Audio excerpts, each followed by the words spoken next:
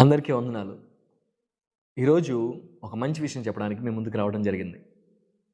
బైబిల్‌లో మొదటి యోహాను పత్రిక 4వ అధ్యాయం 8వ వచనంలో ఈ విధంగా ఉంది.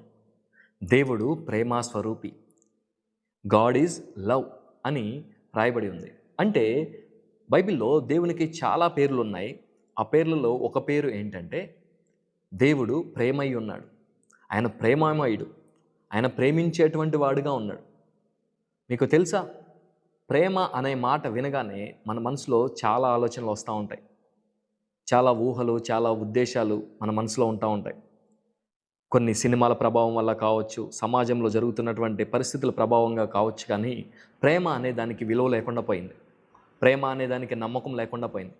కానీ దేవుని యొక్క వాక్యం సెలవిస్తూ ఉంది, దేవుడు ప్రేమామయుడు. అంత మాత్రమే కాదు, దేవుడు ఈ లోకాన్నంతటిని కూడా ప్రేమిస్తూ ఉన్నాడు. దేవుడికి మనుషులతోటి తారతమ్యాలు ఏమీ లేవు. దేవుడు అందరినీ ఒకే విధంగా ప్రేమిస్తూ ఉన్నాడు. నిన్ను, నన్ను, మనలందరినీ కూడా ప్రేమిస్తున్నాడు. అలా ప్రేమించిన దేవుడు నీ కొరకు, నా కొరకు, మనందరి కొరకు తన ప్రాణాన్ని పెట్టాడు.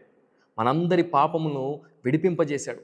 మనలందరినీ కూడా పరిశుద్ధులను చేశాడు. అంత మాత్రమే కాదు, మనమందరం కూడా ఆయనతో పాటు ఉండాలని చెప్పి ఆయన ఆశపడతా ఉన్నాడు.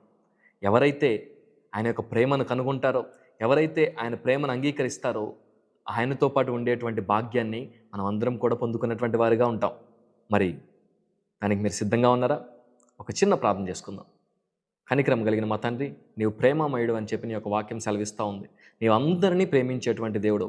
నీవు మమ్మల్ని ప్రేమిస్తూ ఉన్నావు కాబట్టి నీకే వేలాదిగా స్తుతులు, స్తోత్రాలు చెల్లిస్తూ ఉన్నాం. మమ్మల్ని అందరినీ కూడా నీ బిడ్డలుగా చేసుకున్నందుకు నీకు వందనాలు. మా అందరినీ కూడా నీ యొక్క పరలోక రాజ్యంలో వారసులుగా చేసుకున్నామని యేసయ్య అతి పరిశుద్ధమైన నామంలో అడిగి వేడుకుంటున్నాం పరమ తండ్రి.